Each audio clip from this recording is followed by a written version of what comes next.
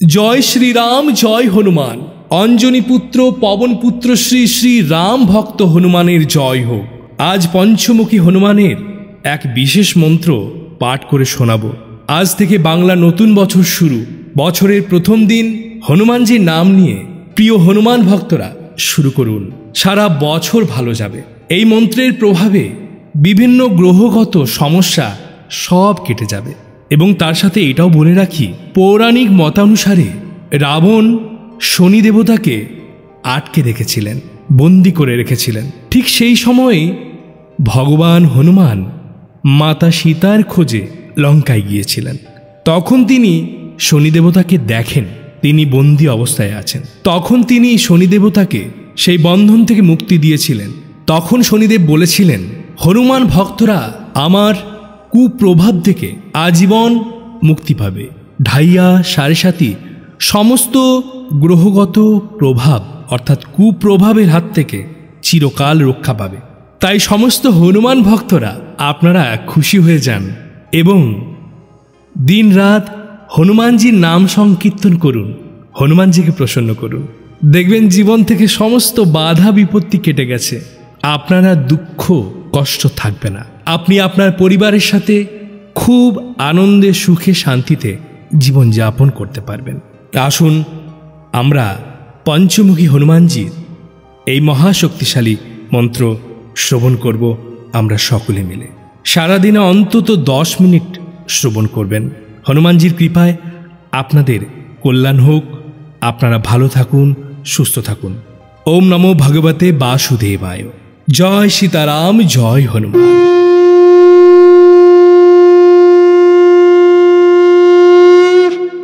ओम श्री अंजनेयाय महावीराय सर्वग्रह विनाशिने बल सिद्धिकराय श्री पंचवक्त्राय राम भक्ताय नमः।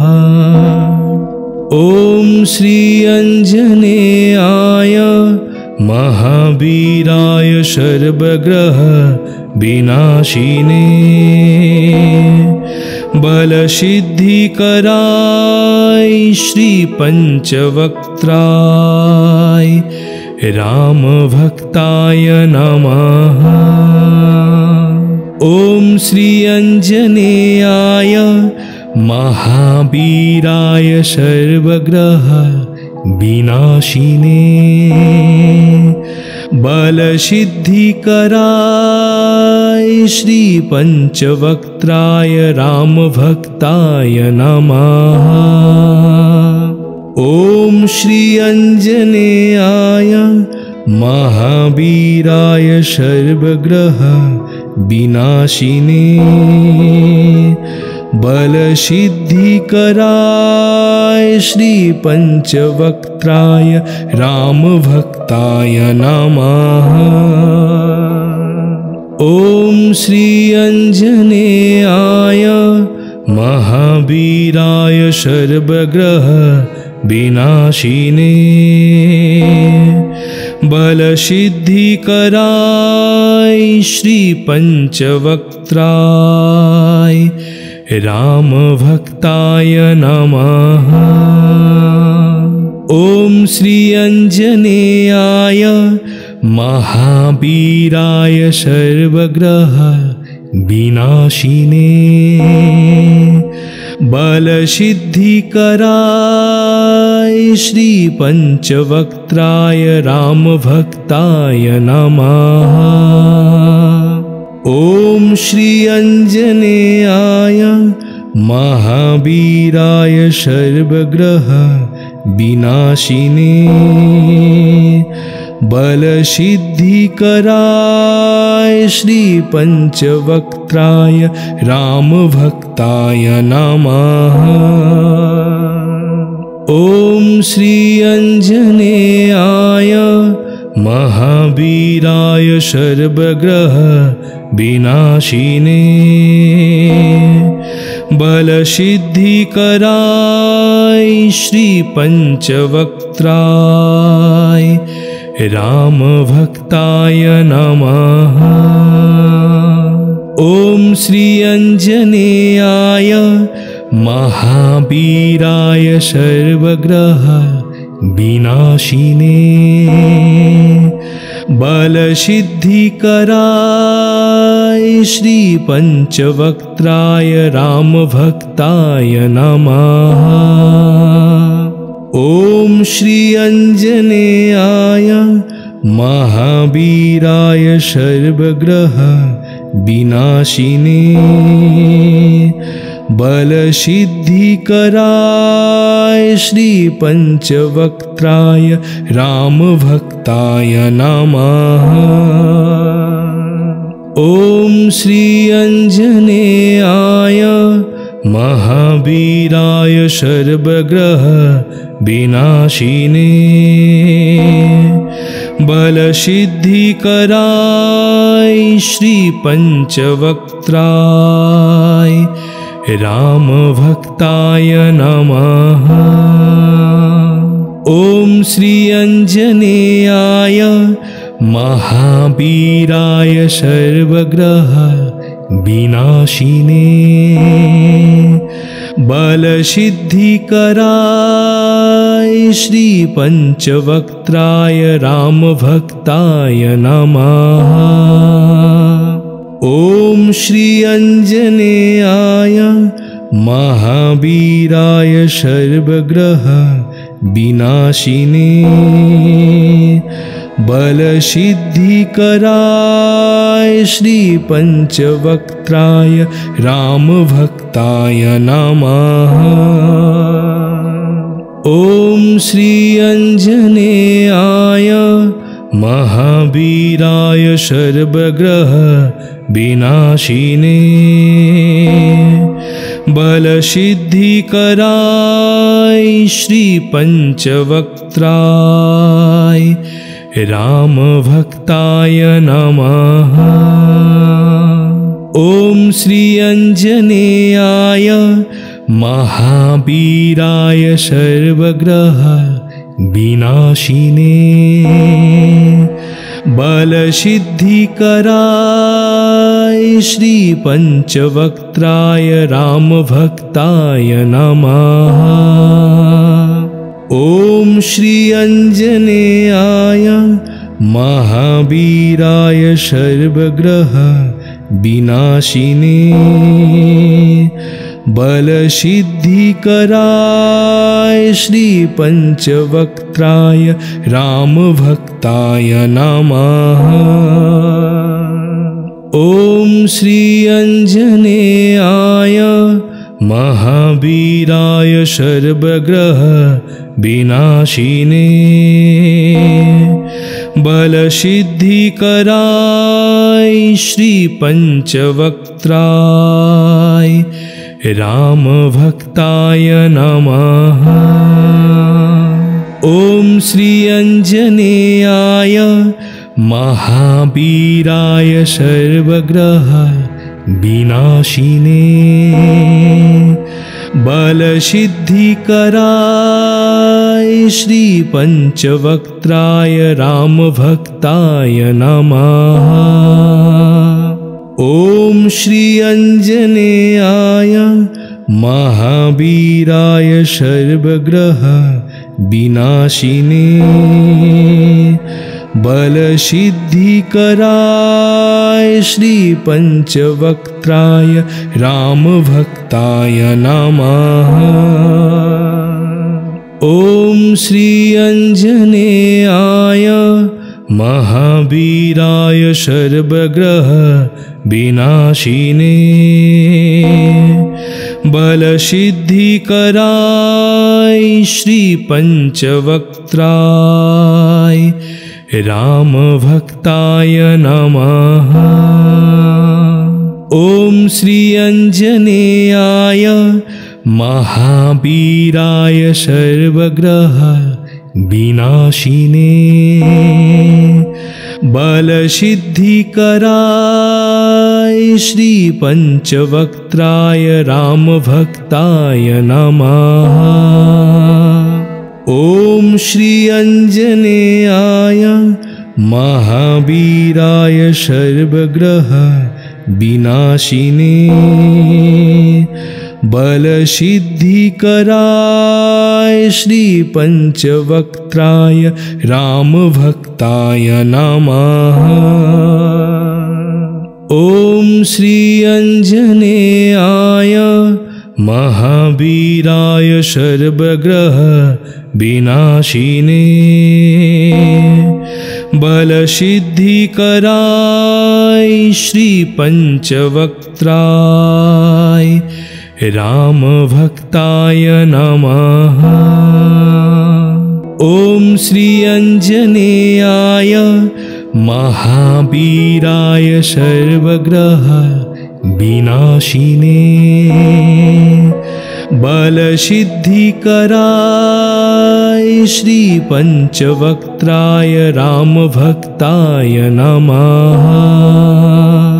ॐ श्री अञ्जनेयाय महावीराय सर्वग्रह विनाशिने बलसिद्धिकराय श्री पंचवक्त्राय रामभक्ताय नमः। ॐ श्री अञ्जनेयाय महावीराय सर्वग्रह विनाशिने बलसिद्धिकराय श्री पंचवक्त्राय रामभक्ताय नमः। ॐ श्री अञ्जनेयाय महावीराय सर्वग्रह विनाशिने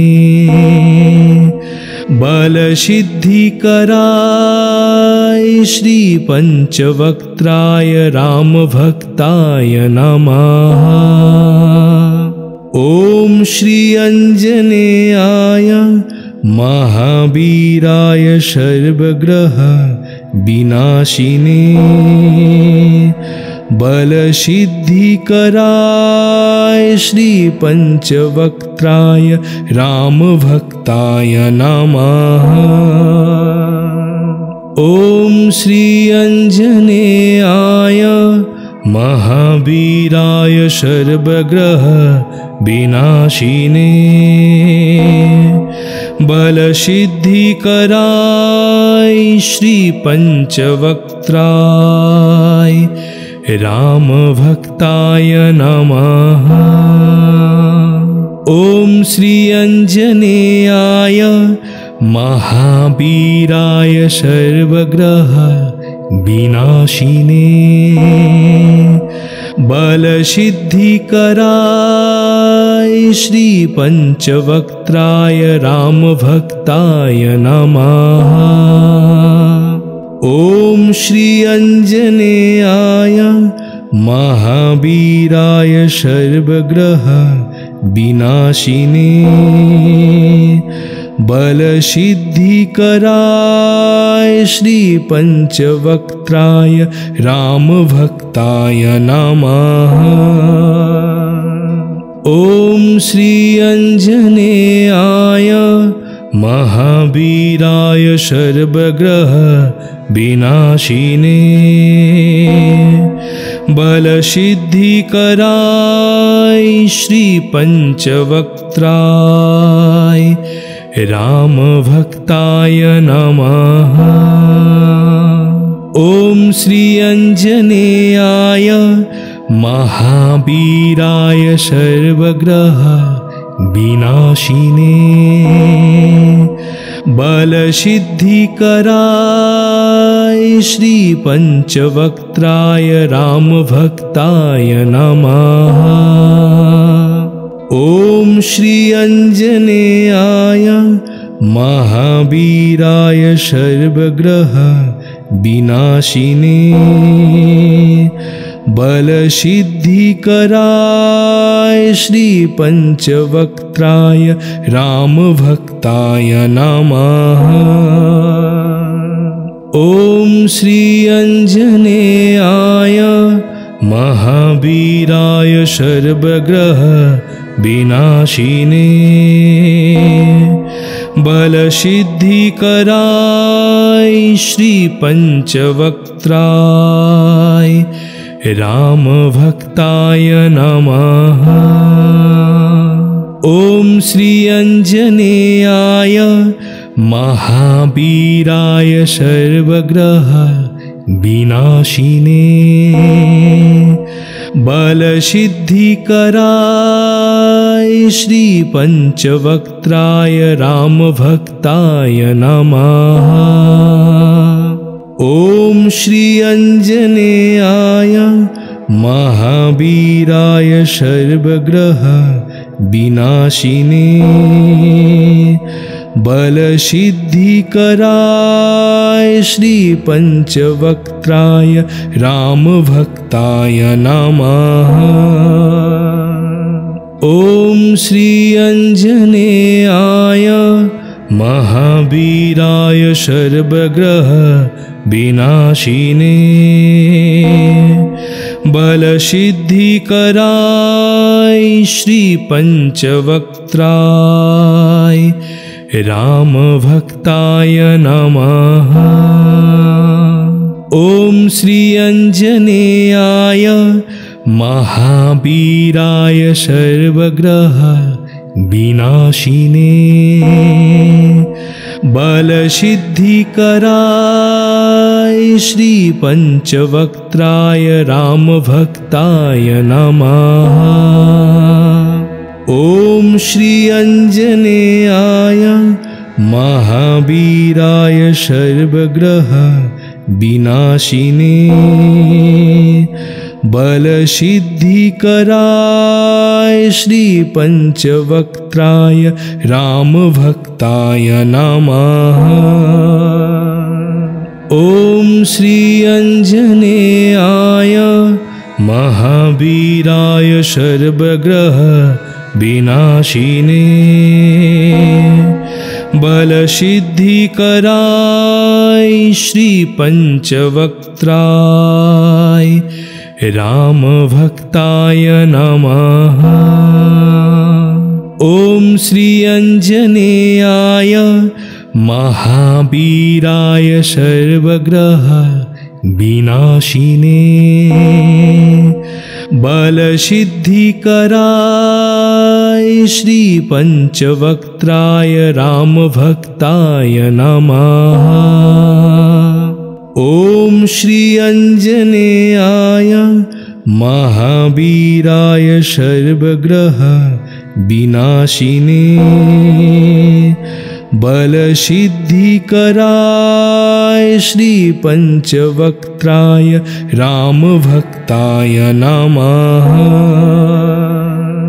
ॐ श्री अंजनेयाय महावीराय सर्वग्रह विनाशिने बलसिद्धिकराय श्री पंचवक्त्राय रामभक्ताय नमः। ॐ श्री अंजनेयाय महावीराय सर्वग्रह विनाशिने बलसिद्धिकराय श्री पंचवक्त्राय रामभक्ताय नमः। ॐ श्री अंजनेयाय महावीराय सर्वग्रह विनाशिने बलसिद्धिकराय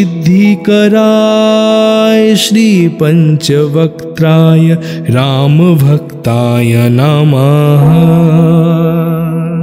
ॐ श्री अंजनेयाय महावीराय सर्वग्रह विनाशिने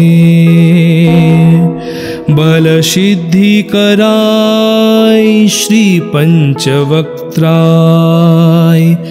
रामभक्ताय नमः। ॐ श्री अंजनेयाय महावीराय सर्वग्रह विनाशिने बलसिद्धिकराय श्रीपञ्चवक्त्राय रामभक्ताय नमः। ॐ श्री अञ्जनेयाय महावीराय सर्वग्रह विनाशिने बलसिद्धिकराय श्रीपञ्चवक्त्राय रामभक्ताय नमः। ॐ श्री अञ्जनेयाय महावीराय सर्वग्रह विनाशिने बलसिद्धिकराय श्रीपञ्चवक्त्राय रामभक्ताय नमः। ॐ श्री अञ्जनेयाय महावीराय सर्वग्रह विनाशिने बलसिद्धिकराय श्रीपञ्चवक्त्राय रामभक्ताय नमः। ॐ श्री अञ्जनेयाय महावीराय सर्वग्रह विनाशिने बलसिद्धिकराय श्रीपञ्चवक्त्राय रामभक्ताय नमः। ॐ श्री अञ्जनेयाय महावीराय सर्वग्रह विनाशिने बलसिद्धिकराय श्रीपञ्चवक्त्राय रामभक्ताय नमः। ॐ श्री अञ्जनेयाय महावीराय सर्वग्रह विनाशिने बलसिद्धिकराय श्रीपञ्चवक्त्राय रामभक्ताय नमः। ॐ श्री अञ्जनेयाय महावीराय सर्वग्रह विनाशिने बलसिद्धिकराय श्रीपञ्चवक्त्राय रामभक्ताय नमः। ॐ श्री अञ्जनेयाय महावीराय सर्वग्रह विनाशिने बलसिद्धिकराय श्रीपञ्चवक्त्राय रामभक्ताय नमः। ॐ श्री अञ्जनेयाय महावीराय सर्वग्रह विनाशिने बलसिद्धिकराय श्रीपञ्चवक्त्राय रामभक्ताय नमः। ॐ श्री अञ्जनेयाय महावीराय सर्वग्रह विनाशिने बलसिद्धिकराय श्रीपञ्चवक्त्राय रामभक्ताय नमः। ॐ श्री अञ्जनेयाय महावीराय सर्वग्रह विनाशिने बलसिद्धिकराय श्रीपञ्चवक्त्राय रामभक्ताय नमः। ॐ श्री अञ्जनेयाय महावीराय सर्वग्रह विनाशिने बलसिद्धिकराय श्रीपञ्चवक्त्राय रामभक्ताय नमः। ॐ श्री अञ्जनेयाय महावीराय सर्वग्रह विनाशिने बलसिद्धिकराय श्रीपञ्चवक्त्राय रामभक्ताय नमः।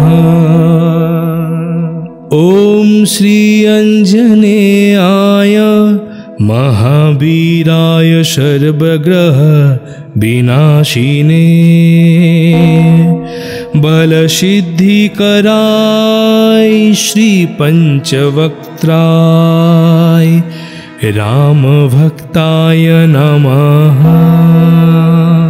ॐ श्री अञ्जनेयाय महावीराय सर्वग्रह विनाशिने बलसिद्धिकराय श्री पंचवक्त्राय रामभक्ताय नमः। ॐ श्री अञ्जनेयाय महावीराय सर्वग्रह विनाशिने बलसिद्धिकराय श्री पंचवक्त्राय रामभक्ताय नमः। ॐ श्री अञ्जनेयाय महावीराय सर्वग्रह विनाशिने बलसिद्धिकराय श्री पंचवक्त्राय रामभक्ताय नमः। ॐ श्री अञ्जनेयाय महावीराय सर्वग्रह विनाशिने बलसिद्धिकराय श्री पंचवक्त्राय रामभक्ताय नमः। ॐ श्री अञ्जनेयाय महावीराय सर्वग्रह विनाशिने बलसिद्धिकराय श्री पंचवक्त्राय रामभक्ताय नमः। ॐ श्री अञ्जनेयाय महावीराय सर्वग्रह विनाशिने बलसिद्धिकराय श्री पंचवक्त्राय रामभक्ताय नमः। ॐ श्री अञ्जनेयाय महावीराय सर्वग्रह विनाशिने बलसिद्धिकराय श्री पंचवक्त्राय रामभक्ताय नमः। ॐ श्री अञ्जनेयाय महावीराय सर्वग्रह विनाशिने बलसिद्धिकराय श्री पंचवक्त्राय रामभक्ताय नमः। ॐ श्री अञ्जनेयाय महावीराय सर्वग्रह विनाशिने बलसिद्धिकराय श्री पंचवक्त्राय रामभक्ताय नमः। ॐ श्री अञ्जनेयाय महावीराय सर्वग्रह विनाशिने बलसिद्धिकराय श्री पंचवक्त्राय रामभक्ताय नमः। ॐ श्री अञ्जनेयाय महावीराय सर्वग्रह विनाशिने बलसिद्धिकराय श्री पंचवक्त्राय रामभक्ताय नमः। ॐ श्री अञ्जनेयाय महावीराय सर्वग्रह विनाशिने बलसिद्धिकराय श्री पंचवक्त्राय रामभक्ताय नमः। ॐ श्री अञ्जनेयाय महावीराय सर्वग्रह विनाशिने बलसिद्धिकराय श्री पंचवक्त्राय रामभक्ताय नमः। ओम श्री अंजनेयाय महावीराय सर्वग्रह विनाशिने बलसिद्धिकराय श्री पंचवक्त्राय रामभक्ताय नमः। ओम श्री अंजनेयाय महावीराय सर्वग्रह विनाशिने बलसिद्धिकराय श्री पंचवक्त्राय रामभक्ताय नमः। ओम श्री अंजनेयाय महावीराय सर्वग्रह विनाशिने बलसिद्धिकराय श्री पंचवक्त्राय रामभक्ताय नमः। ओम श्री अंजनेयाय महावीराय सर्वग्रह विनाशिने बलसिद्धिकराय श्री पंचवक्त्राय रामभक्ताय नमः। ओम श्री अंजनेयाय महावीराय सर्वग्रह विनाशिने बलसिद्धिकराय श्री पंचवक्त्राय रामभक्ताय नमः। ओम श्री अंजनेयाय महावीराय सर्वग्रह विनाशिने बलसिद्धिकराय श्री पंचवक्त्राय रामभक्ताय नमः। ओम श्री अंजनेयाय महावीराय सर्वग्रह विनाशिने बलसिद्धिकराय श्री पंचवक्त्राय रामभक्ताय नमः। ओम श्री अंजनेयाय महावीराय सर्वग्रह विनाशिने बलसिद्धिकराय श्री पंचवक्त्राय रामभक्ताय नमः। ओम श्री अंजनेयाय महावीराय सर्वग्रह विनाशिने बलसिद्धिकराय श्री पंचवक्त्राय रामभक्ताय नमः। ओम श्री अंजनेयाय महावीराय सर्वग्रह विनाशिने बलसिद्धिकराय श्री पंचवक्त्राय रामभक्ताय नमः। ओम श्री अंजनेयाय महावीराय सर्वग्रह विनाशिने बलसिद्धिकराय श्री पंचवक्त्राय रामभक्ताय नमः। ओम श्री अंजनेयाय महावीराय सर्वग्रह विनाशिने बलसिद्धिकराय श्री पंचवक्त्राय रामभक्ताय नमः। ओम श्री अंजनेयाय महावीराय सर्वग्रह विनाशिने